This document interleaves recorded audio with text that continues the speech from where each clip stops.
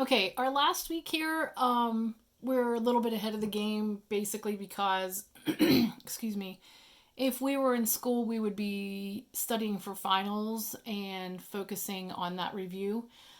Since we're not doing that, we get to spend some time in my favorite chapter, which is organic molecules. And don't worry, it's not as painful as the ones that we do in biology. This gets into a little bit more of the naming and the classification of the compounds.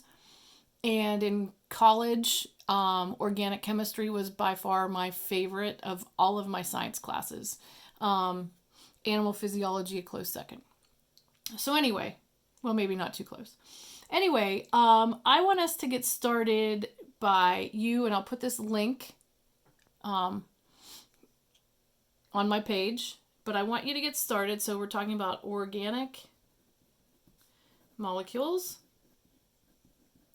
If you read through the beginning of the chapter, I'm going to kind of jump into a couple pages in, and we're going to talk about the functional groups, and some of them will be familiar to you. You should have seen them in bio.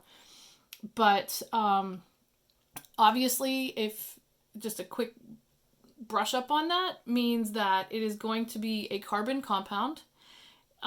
Carbon can make or will make to be stable 4 bonds. It can be 4 single bonds. It can be 2 single bonds and a double bond. It can be 2 double bonds. It can also be a triple bond and a single bond. So those are the different things that carbon can do.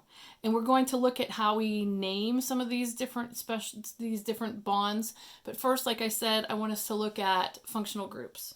So functional groups are in your book on page 683 and or starting there, and it talks a little bit about the functional groups and the main ones that we're going to be looking at, because obviously, this can be a whole year's worth in college, some pretty intense stuff, and people can have organic chemistry like in a bigger school, like they can really emphasize on that. So we're just looking at how we get started on this. What are some of the basics?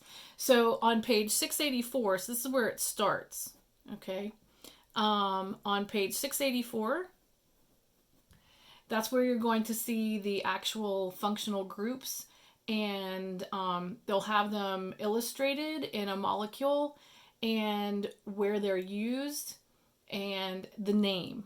Okay, so I'm going to have you look there first, and that continues through page 686. Okay, so I want you to look at that, read through it, and that's what's going to get us started.